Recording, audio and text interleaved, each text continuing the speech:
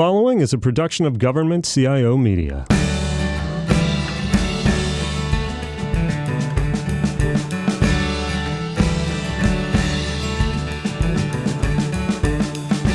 Hi, and welcome to GovCast. I'm Camille, Editor-in-Chief of Government CIO Media. And I'm Amanda, reporter with Government CIO Media. Today, we're talking with Molly Cain, who is the Director of Venture at DHS. We're so excited to have you on our show today, Molly. Thank you so much for joining us. Thank you for having me. And we're particularly interested to talk to you about how a Texan entrepreneur ended up in the D.C. government. That's a fun story. Yeah, we love this story. We love this story about how you were hired at DHS because that happened at a bar, right? Tex-Mex restaurant. It was over the course of two separate meetings. So the first time, a delegation from Homeland Security had come to travel to Texas, and they do one or two of those trips a year. They brought the CIO, CTO, Chief of Procurement, and a few other key players, and gave us a call and asked us if someone from our executive team could, at the time I was executive director of a startup accelerator, and asked if we could come and speak with them about the state of entrepreneurship in Texas.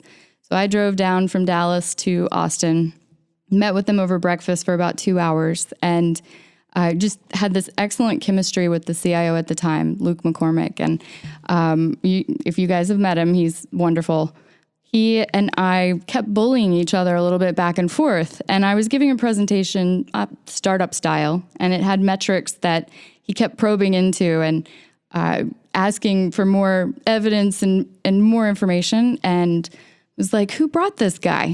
Why is he picking on me? That I actually openly said at the table. And by the end, we just really enjoyed our conversation together. At the end, he asked me if I ever thought about being a Fed. And I said, of course not. You guys are so boring. And he said, will you please come outside so I can talk to you more about it? Gave me his card and said, call me if you really, I'm being serious about this conversation. And I called him a week later, and he and the CTO flew down to Austin. I spent the day with them. We went through a number of technology startups, and they let me engage that conversation and ask questions in front of them with the startups, and they did too. And I think that was an opportunity for them to see how I might do due diligence, at least in that first meeting. And then we had dinner over Tex-Mex meal, and they said, we would love to have you. And I truly embraced their vision. And I'd never met federal employees that were like them before, and wanted to follow them to the ends of the earth on that. So you mean that they were not boring? They were not boring, but I loved the energy and the passion that they were putting into wanting to change the government. And they probably were the only two people, and since then I've met some wonderful people, but at the time they were the only two people that could convince me to pause my life for any amount of time to work in the government. So what was it exactly that made you call them back that first time? It stayed on my mind. And I hire bosses. It's very important for me as someone who loves to change things in organizations for the better. That can be a very stressful job, but you also need blockers. You need great leadership that support you, even when it's a little crazy. And I knew it instantly when I met him. And the fact that he appreciated some of the things that we were bantering back and forth on, I knew he was a good candidate for a good boss. So it stayed on my mind. Was this during your time at Tech Wildcatters? Mm-hmm. It was. Yeah. Was that your start in tech? My official start in tech was when I was a vice president of communications for Comerica Bank. And of course, communications is not necessarily seen as a technical role, nor does it need to be. But I hated the tools that we were using. So I ran my own personal protest against the system of document sharing that we had. And this was 2010, and ran a SharePoint implementation, got my PMP, my project management certification, and I just passionately, innovation comes out of your own personal need sometimes. And so I implemented SharePoint in the organization for them in about an 8-month program and fell in love with solving a communications problem with great tech. And that nerded me out just enough to go check in on co-working spaces that I had never heard. What are those? Let me go hang out in them. And this was around 2013, and met a few entrepreneurs and didn't know what I wanted to be when I grew up, but that is the sentence I gave my boss at the time. I don't know what I want to be when I grow up, but I've decided that this is not it. And she was extremely nervous for me because she asked me what my next move was. And I said, I have no idea. I just don't want to be here. And I need to pursue something else. And so I stayed on as a consultant in that role and moved into founding my first startup, and did that for about 18 months and with 2 other co-founders. And then from there, I met the folks at Tech Wildcatters, and it seemed like an organic move. So you have a degree in journalism. I do. Yeah. Yes. So how were you able to kind of draw from what you learned in J school to when you became an entrepreneur? Yeah. I would actually encourage you guys to ask that question of a bunch of innovators around town, because Suzette Kent, for instance, has a journalism degree. Federal CIO. Yes. So I was so excited to hear that, because to me, and I know this personally, and it's hard to prove that to the uber technical minds, but communications and the most bizarre connections is how the best business is done. And if you have that base foundation of communications, and my first big kid job was speechwriter at Verizon. And to do that, you've got to sit in the room with the people strategizing. So around 24, 25, I was sitting with all the guys that make the decisions. I was sitting off to the side, but I was hearing every single aspect of the business. And when you are exposed to every aspect of the business, then you can communicate it, and you know exactly who needs to know who.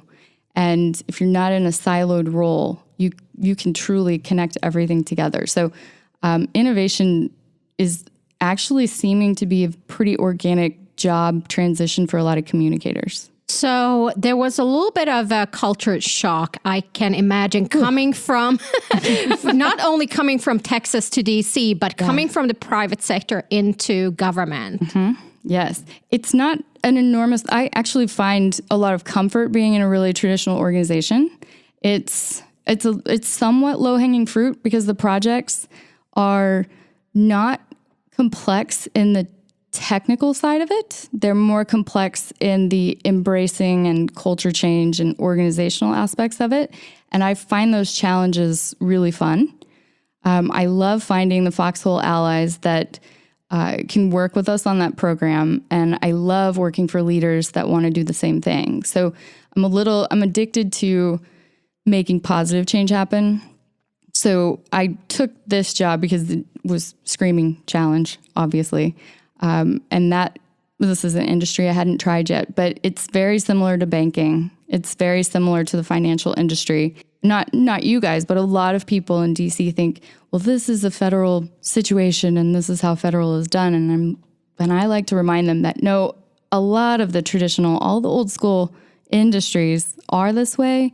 The reason the federal situation is harder is because there's not a lot of shareholders. There's not any financial benefit to doing something differently. So in this job, the most unique challenge and probably the hardest one I've come across is having to convince them it could be better with no reward at the end. And you're based in Texas, right? I am. Yeah. So do you think that gives you a different perspective in terms of innovating a government agency from the inside, not being surrounded by government every day? Yeah. And that was the intention of the guys that hired me, was they encouraged me to never move here until I really ultimately needed to. We lovingly call it Fed head, that I try to prevent myself from ever being complacent. And sometimes all the time, when you're around something all the time, you start thinking that way. So it's important for me to be in and out and around, and not just from an innovation theater kind of move of just going to Silicon Valley for 2 days, but living away from it. I remain intolerant of the status quo. How is it to navigate those situations when you are dealing with people who are Fed heads? There's good ones and there's bad ones. The good ones are the ones that acknowledge that they're in an environment that is not as welcome to change. The bad ones are the ones that play finite games. And I don't know if you guys are familiar with the game theory of sorts. It's a really good book, Finite versus Infinite Games by James Carse. It's something you should read. But those who play that start and stop finite game where they rely heavily on the past work that got them to the position that they're in. If someone like me comes in and is suddenly named director after I haven't been 20 years in the government, they don't trust me. Others are wondering, what is her background to have arrived there? Or why did she come here? There's a reason that woman finds this interesting. So there's two types of Fed heads. And I work with the better side of them. I usually use that. It's pretty easy to know who wants to work with me and who doesn't. So I work with the ones who do. How do you find your allies? Because you are very outspoken, not in, not just in real life, but on Twitter, on social media. You say it like it is. Yeah, that's actually helped quite a bit. So obviously there are legalities and ethics that we all have to pay mind to out of safety precautions for us and for our work. But then there's a lot of things that people just don't do. And you spend time on LinkedIn and Twitter as well. And having a healthy conversation there's not a process written that you can't have a healthy conversation. People are having them at happy hour and at the water cooler and in the office, by your desk and at the cubicles. So LinkedIn has allowed for that as well. It's just a little bit more public. By doing that, I've actually found the Foxhole allies. I received a white paper from someone at TSA that I'd never met. I'd never heard of his name.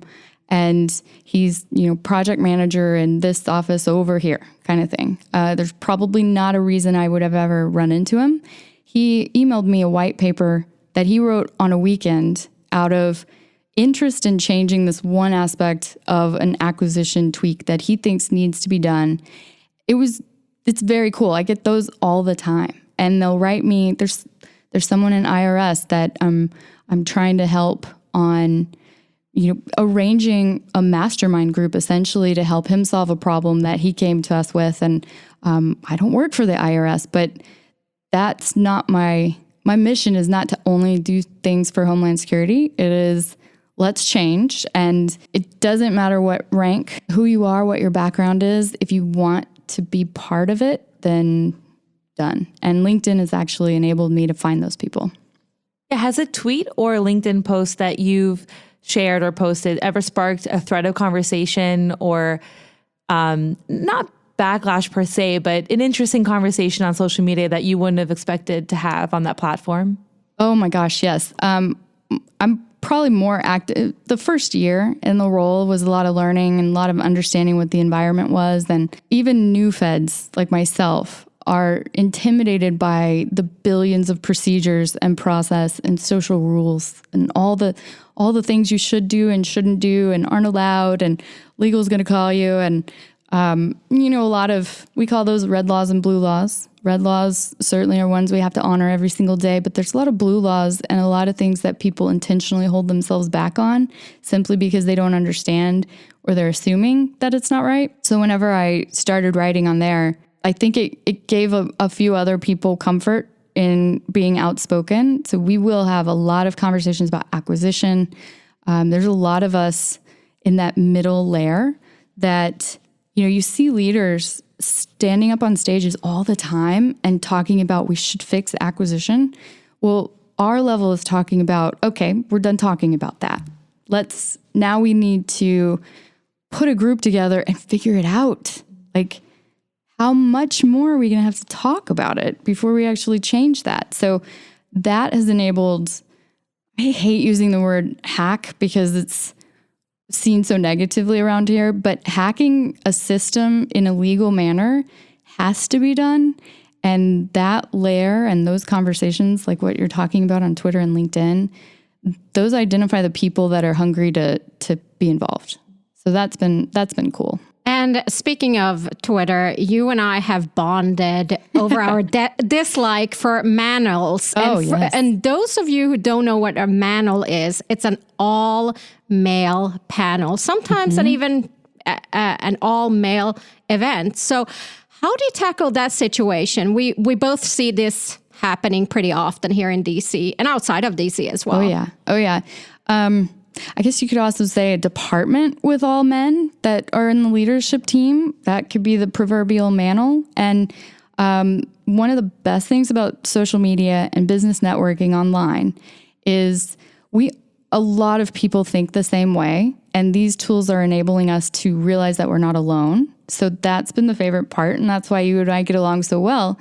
And what's even better is that on social media, they'll post pictures of the manels. So you know there's evidence.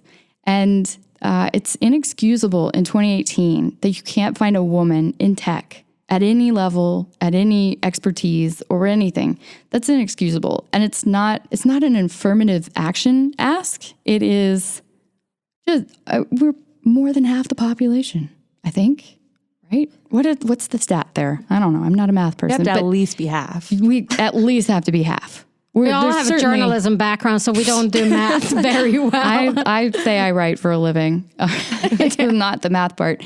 But I certainly don't see 40% or 30% of a woman up on that stage either. And they should be trying harder to invite women to the table. And I do preach that from the highest of heights of we can do a lot for ourselves as women in tech and women in the startup world and women in the federal space, but we won't get it done if men don't invite us to the rooms that we don't even know the conversations are happening in. So the manels kind of incites that conversation as well. How do you think we go about changing that culture in government? I mean, in general, men are more present in the government than women are, tech or not. So how do you think that starts? You find the men that don't see gender.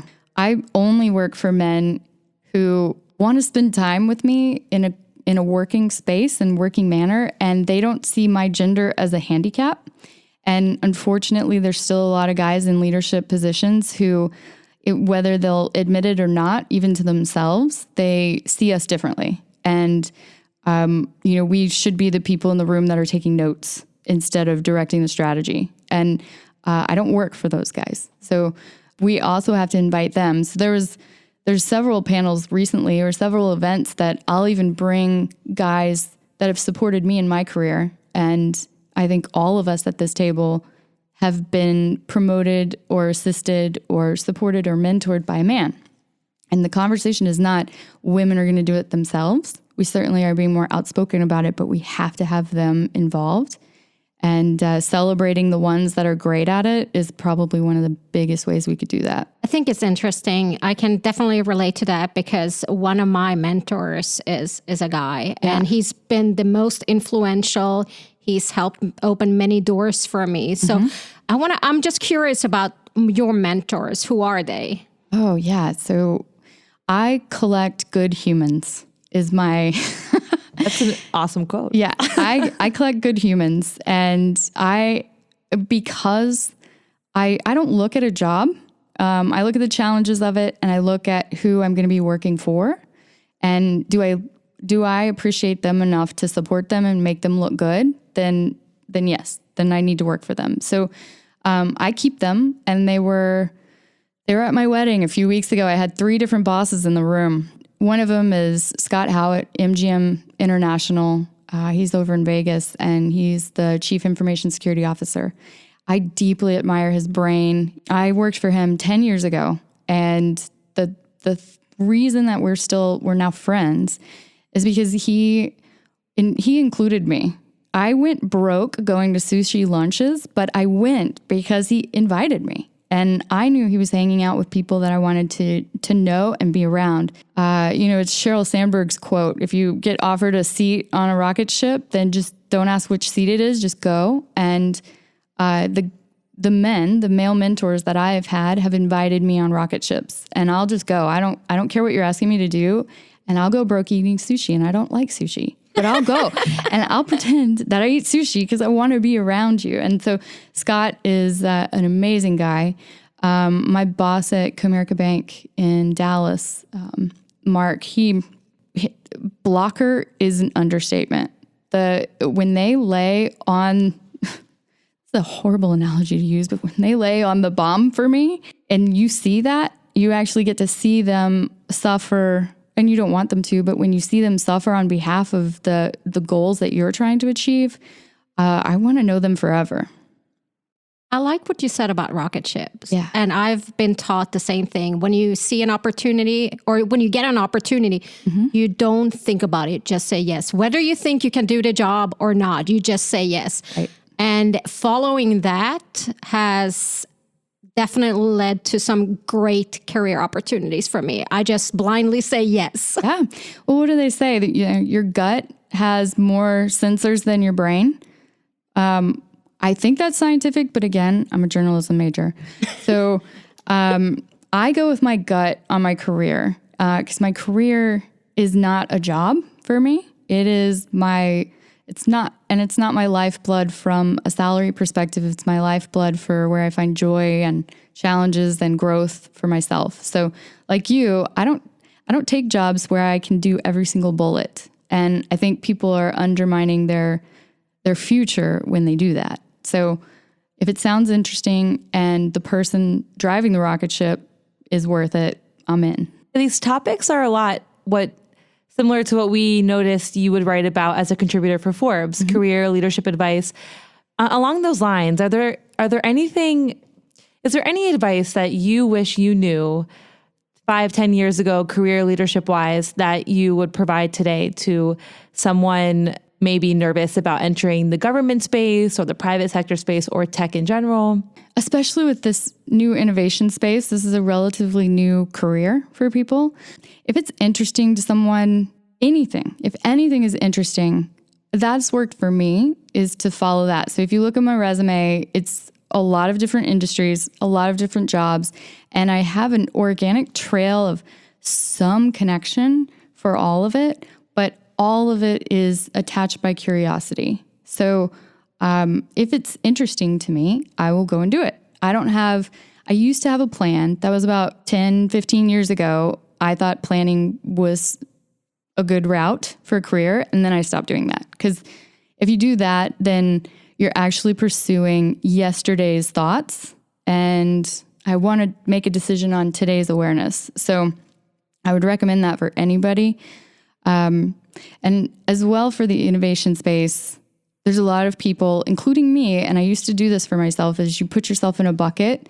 I'm a technical person. We've already done it here. I'm not a math person. And, to that, I can use the case that's happening right now is there's a lot of conversation. How many data scientists might we have in the government currently already employed that have no idea that is a career and that's a skill set that they have and they have never pursued it and no one has ever encouraged them to do something weird and different? Because a data scientist is probably a pretty risk-averse person that loves numbers and sitting and doing the same thing, but we could find them, and that would increase the talent in our already existing workforce. So having curiosity in your career is probably the number one thing that I wish I knew to appreciate.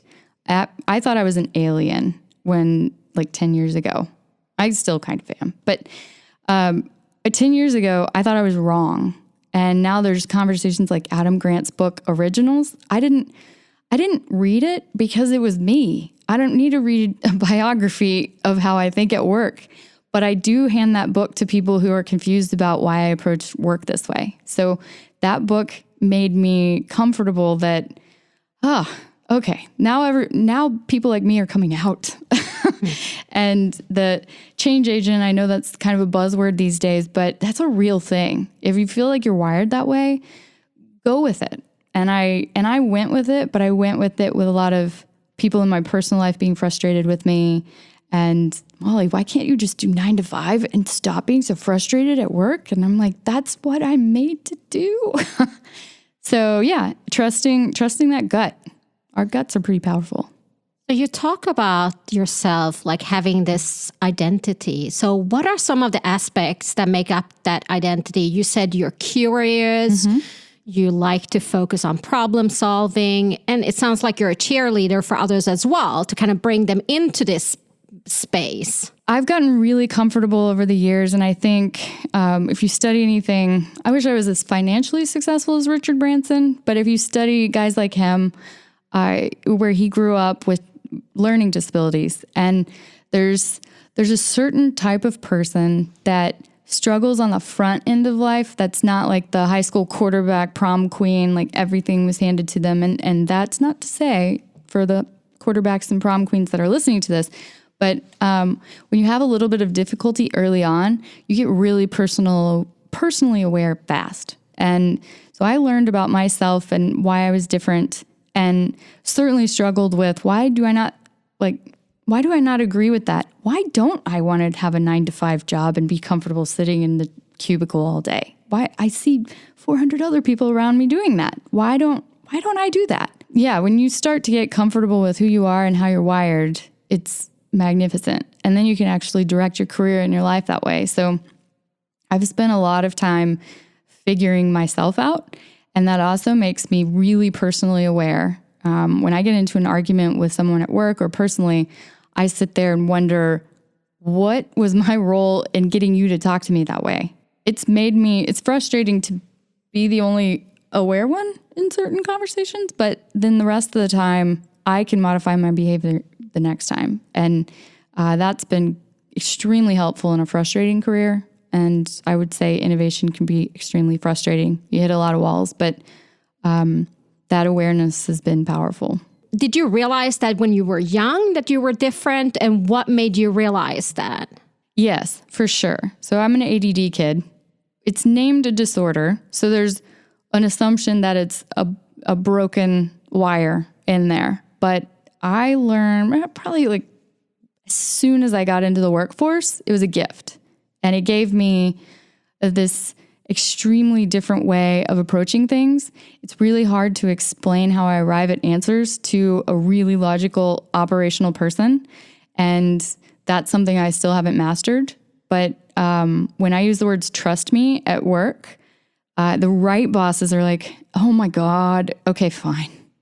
And that's why I really enjoy working with them. But yeah, I learned that pretty early on, and I have amazing parents who knew that I had this artistic twist with a power-hungry career dream, and that kind of merged into where I am right now.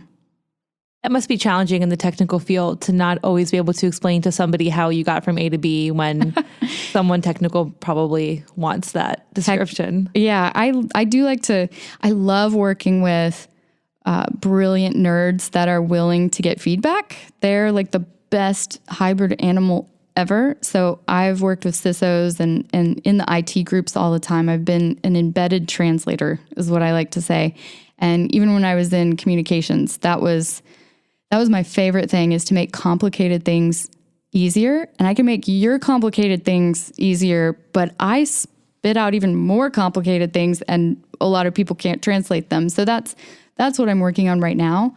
But yeah, I love knowing a little bit about a lot of things. That's my favorite thing. And that's why I've pursued this innovation angle, is because I need to know a little bit about blockchain and cloud and sensors and AI and machine learning, not enough to spend all my time there and go all the way into the rabbit holes, just enough to know that this guy's got to talk to this guy. And that's how I spend most of my days. So before we go, we just want to ask if there's anything particular you're working on right now. And although you don't like to plan anything upcoming or in the future. What I'm working on right now is I was originally hired to bring and introduce great technology from outside the DC space to our guys. And I know this, and you guys know this, there's no shortage of great tech out there across the nation, all over the world. There is an enormous shortage of a cultural innovation ecosystem that can take it. So that I started switching our direction of our group when I realized I have to stop introducing new tech to these guys until we can actually digest it and utilize it. So we've done quite a bit of work around executive immersion and awareness of, how can they help amplify that effort? How can we get to more implementation? It's not a secret that we want to implement and modernize more and faster and better and cheaper. So it's a cultural conversation. It is not, let's do more agile, as I'm going to get punched in the face for that, but it's not about agile. It's about exposure and awareness and understanding of what process do we need to target and change so that we can get these guys in there. Molly, thank you so much for stopping by today. We've learned a lot about you and what your passion truly is. Yeah, this conversation was really fun. Thank you so much. Thank you, ladies, for having me. This was fun.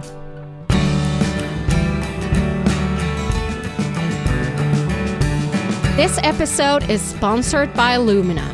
Lumina's mission is to use AI systems to protect the world. To learn more about the company, visit its website at luminaanalytics.com. So one of my biggest takeaways from our talk with Molly was to work with people who, in general, do not see gender as a handicap to your position and the really inspiring work that you can do in an agency or company. And I think that her approach to her career and especially her role at DHS has been so inspiring. And it's people like Molly who really drive change in government. They are outsiders who come in and try to drive change in a positive way. And they do that by engaging other people, whether it's outside the government or inside the government. And she engages specifically on Twitter and LinkedIn often, which she said has sparked some really cool conversation that she didn't think would happen in terms of acquisition in government, which was really interesting. I especially appreciated that she said she collects good humans, which means that she always has people around her who can help her open doors for her, whether it's on a professional level or whether it's just to make an introduction to their network. I also took away a note she said about training the workforce that you already have. And she mentioned something about you might not know you have a data scientist in your agency unless you start to bring those kinds of abilities and technologies into the workplace. So actually, during our inaugural episode, Jose Arrieta mentioned the same thing with his blockchain program at HHS. They didn't hire anyone new and just educated and trained the workforce they had. That's super important in government as well as they try to find and sustain unique IT talent.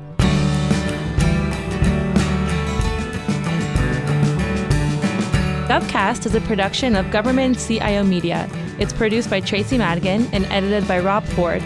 Our theme music is provided by Big Hoax. Our executive producer is Michael Hoffman. If you're interested in sponsoring GovCast, you can email Andy Andrews at randrews@governmentcio.com. I'm Camille Tutti. And I'm Amanda Ziede. Thank you for joining us today.